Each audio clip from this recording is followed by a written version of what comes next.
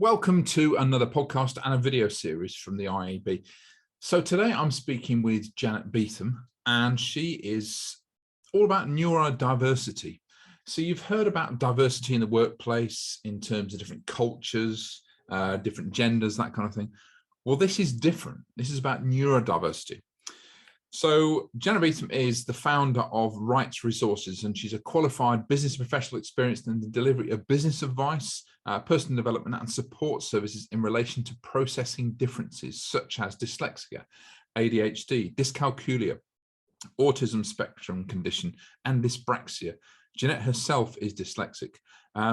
It's a great interview. It is something we all need to get on board with because there's a lot of people out there who maybe have dyslexia, and in fact, some of the world's top entrepreneurs, Richard Branson, for example, is dyslexic. So it's worth getting on board, and I hope you enjoy this interview. Let's go over to it now.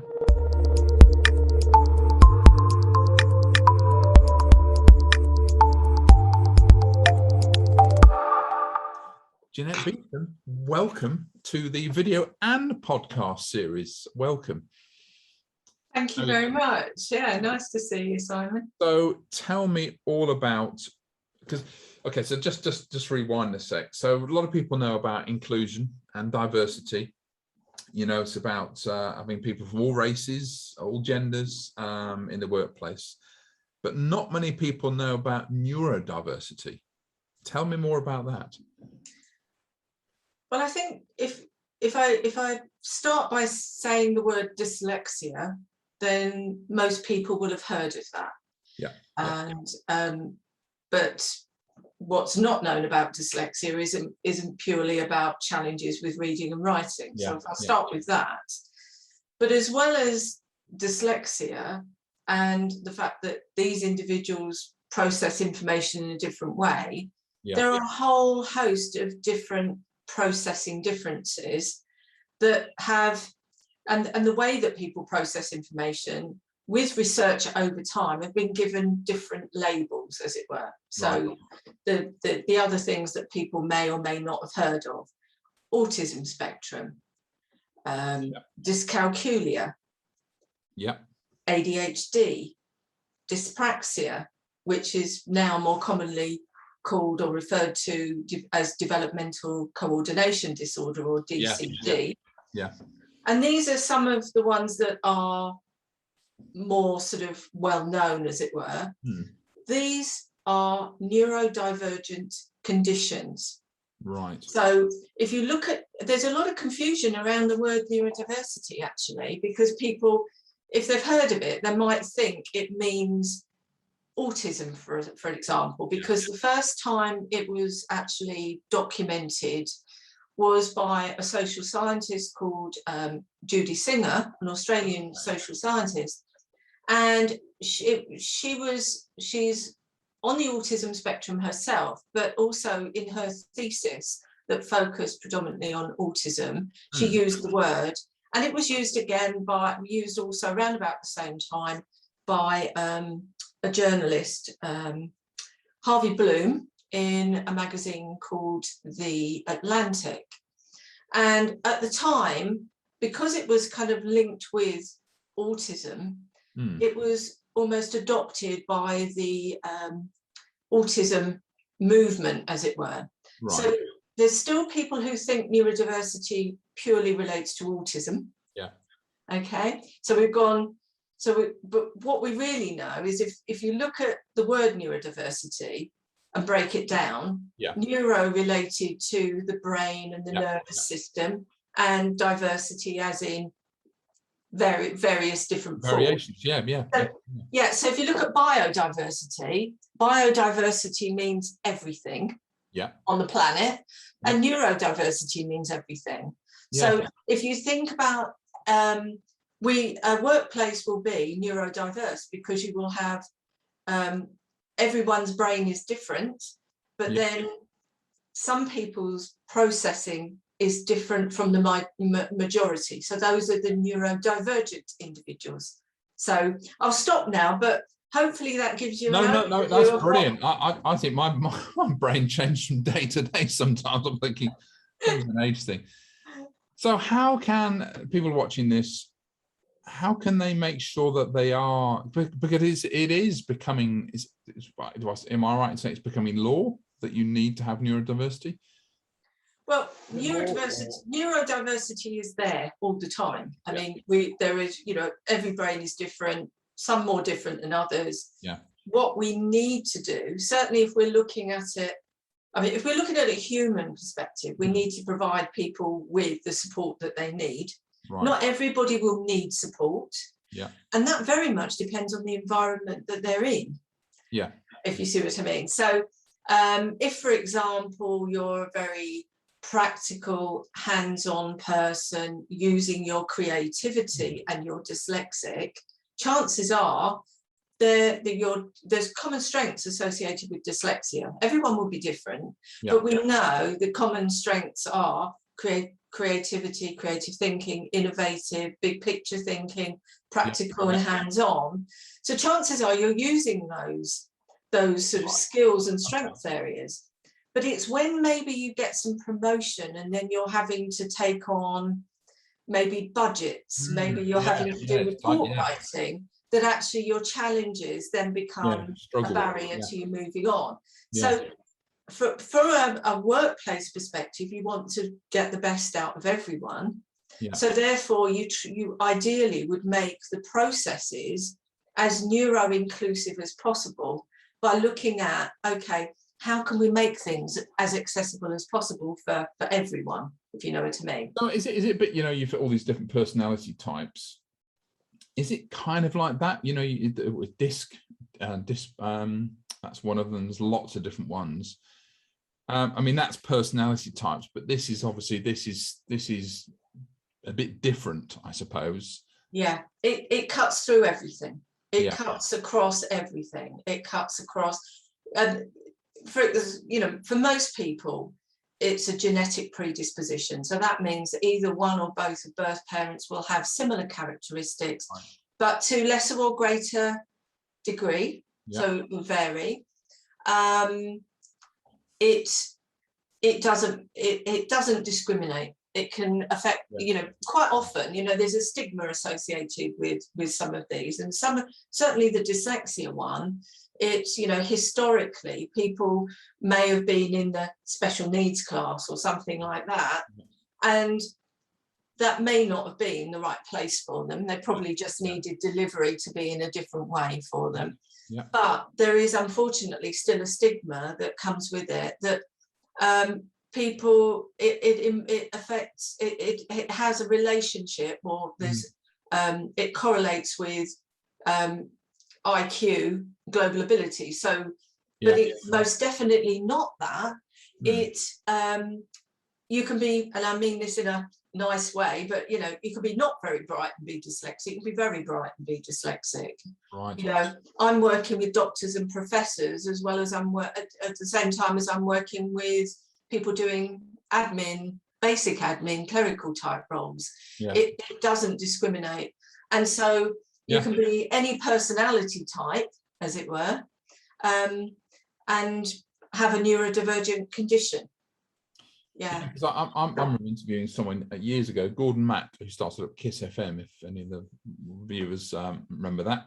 It's still going very well. He's started up another one now. I remember in the interview, because he was telling me about his school years, and I said, Gordon, you dyslexic by any chance? Yeah, how do you know that? I said, just because of how you were at school, and I think it just comes out. I mean, Richard Branson's dyslexic. Why is the word dyslexic such a difficult word to spell? I know. What's that about? But they're playing a trick. So if someone's start again. That's an age thing as well. And then realize, actually, engage brain before speaking. What can people do to look at where they're going in the business if they're taking on new staff or they're promoting people? Because you see people coming up through the ranks and suddenly they take on a leadership role, and it can completely floor them. They might think, I'm not set up for this. I don't have the mental capacity. They've wanted it, but now they've got it. It's suddenly it's a lot of planning, certainly financial. Then they could really struggle with. So what would they do? What can happen in that situation? Well, ideally, and I know you asked me, the legal side of things, or you sort of said, what should businesses do? Well, it really depends what country you're in as to what's, what the legal situation is. If we take it from the UK's perspective on this, you can apply for something called a workplace needs assessment. Ideally, have a screening first, looking at sort of your profile, as it were, right, to kind of see where your strengths and where your weaker areas or challenges. I prefer to use the word challenges, really, because we can overcome challenges. It's all. I think I'm really keen to use more positive language around this, because so often it's been seen as a negative, but actually these strengths are what we need to actually drive us forward. People who think differently are the ones that change the world. That sounds very grandiose, but it's true. We all think the same. We're not going to move, and mankind will not, or humankind will not have evolved. So we do need people who think differently. So people can apply for a workplace needs assessment. If we backtrack from that, though, back from there a little bit, if we're in work environments that are supportive, and their processes and whatnot are more accessible, more people will be able to cope, and that more people will be able to cope with more of the things, and there will only be challenges with some of the things, if you see what I mean. So because I can be working with people, I can do a workplace needs assessment, I can do strategy coaching with them, we can get it all tailored. It has to be person-centered. There's no one size fits all. It's people stuff, it really is so important. And really for a lot of people it's very emotional when they realize why they've been struggling. Why didn't I find out before? Why has no one spotted this before? And it goes right to the core. Well, surely, a big relief. Going, wow, that makes a lot of sense now. And so it's how it's handled. But you can do everything like that. But if someone isn't in a supportive environment, nothing's going to work. So there's a growing number of organizations that are realizing that actually it's about culture. It's about awareness. It's about being knowledgeable, because again, in the UK, under the Equality Act, employing organizations should be taking an anticipatory approach when it comes to any performance issues. But you have to say, how can they take an anticipatory approach if they don't understand what neurodiversity is, what it isn't, what neurodivergent conditions are in terms of their strengths and their challenges, and what are the things to kind of look out for, or the signs, so that you can, and also having the listening skills and communication skills to be able to have those quite sensitive conversations with people. So Janette, if someone, they've been promoted, they've gone up the ladder, and suddenly they're finding this they just can't process it, they can't do it. Is there something they can do, where to go and say, look, I'm really struggling with this, I need a bit of support? I mean, if maybe the company they're working for don't supply that at the moment, what was the organization you said that they can, or what can they do? Maybe it's a fact-finding mission. Maybe they just think something just doesn't. I'm not just not good in this role. It depends where you are, which organisation you're in. What tends to happen, Simon, is that someone will, if they're in a new job or they've been certainly promotion is a key challenge where this kind of shows itself quite often, is that someone's doing really well in the job, so they get promoted. They're probably in that role 3 months, 6 months, when they then thinking, actually, I'm wading through treacle here. Why am I not coping? Don't know what to do. And it can be really tricky to be out of your depth with people that you know. And quite often people will look for another job because it's easier to be the new person somewhere else than it is to be out of your depth in an organisation where you've actually done very well, So the organisation is at risk of losing someone really, really valuable. They've got that, that knowledge capital, and then how much does it cost to recruit, retrain, all of that? So there's that, and people, organisations that are realising that are getting more switched on to, okay, what can we do to not only attract but retain, engage, and everything else. For that individual, they ideally should look on their company website and see if there's any mention of neurodiversity, neurodivergent conditions, dyslexia, autism. Look for any of those kind of, and see if there's been any support, if there's any support internally. What I would also say is look externally and see about anything linked to the company that's either positive or negative around those things, and then that can give you an informed decision about whether to reach out to your line manager, HR, or if you've got diversity and inclusion team. If there's nothing, it's quite a lonely place. And nobody should be struggling in silence, because we know that the longer term it impacts on well-being and mental health. Absolutely. The longer you leave it, the worse it becomes. And you really don't want people seeking support as a last resort. What we really want within organisations is people to feel that they're taking a proactive approach to helping them realise and fulfil their potential, but and that's what would happen in an ideal situation, in an ideal world, but that's not the case in lots of organisations.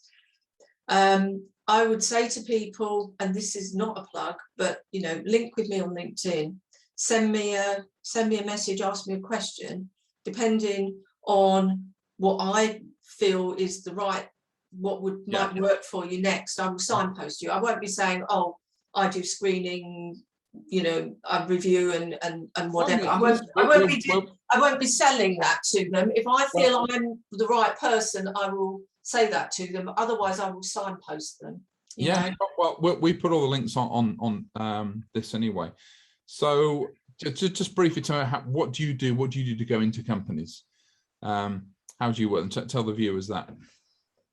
What do I do? Well, it varies from day to day. Having struggled with my own neurodivergence, not realising what was happening with me, for too many years I struggled, and it impacted on my mental health and everything else.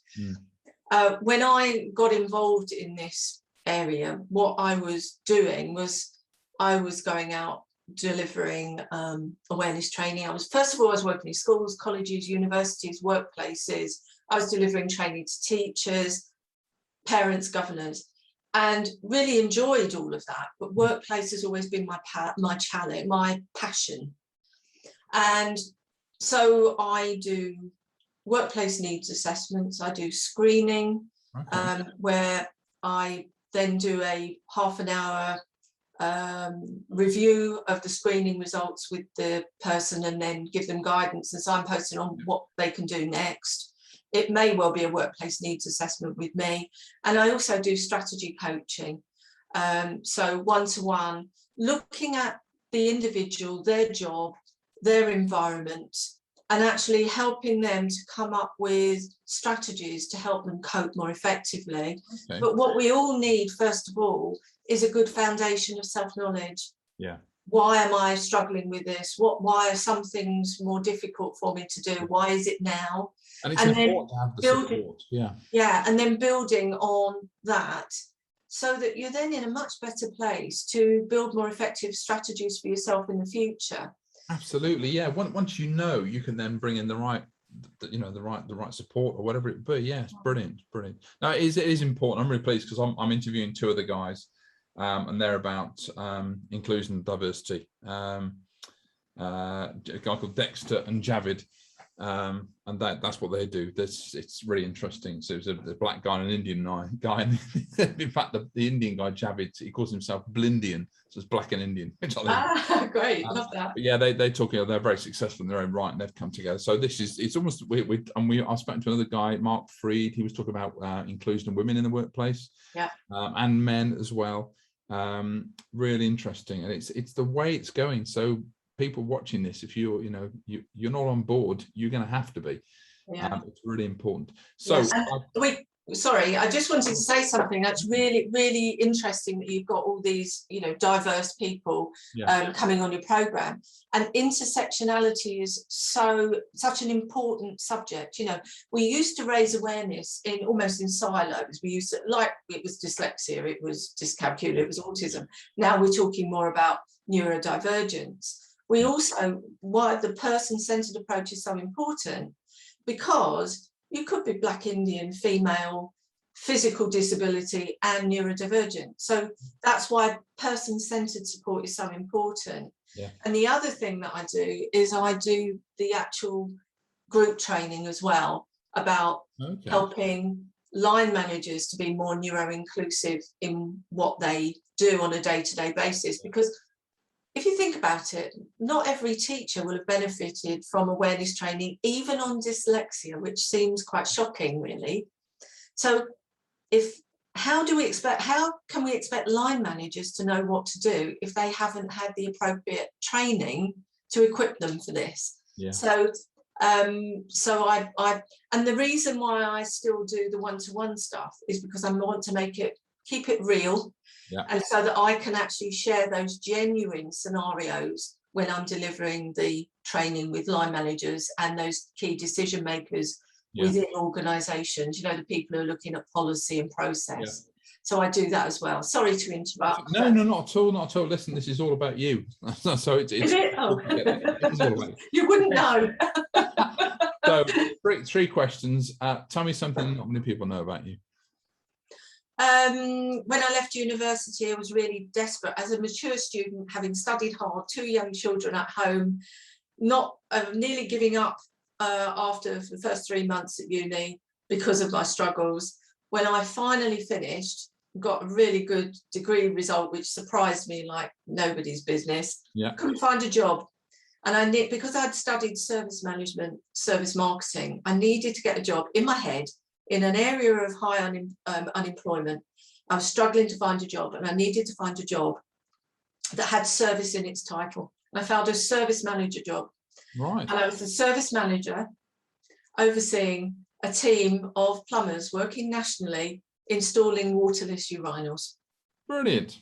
That's a way to launch a career, isn't it? Absolutely. Listen, got to be done. Fantastic. Love it. Love it. Okay, so it's your last day on Earth.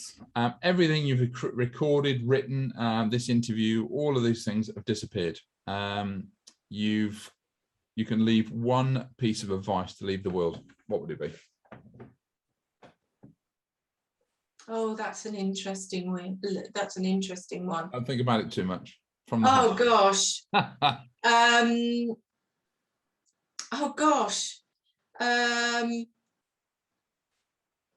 Live a life less ordinary. I like that very much.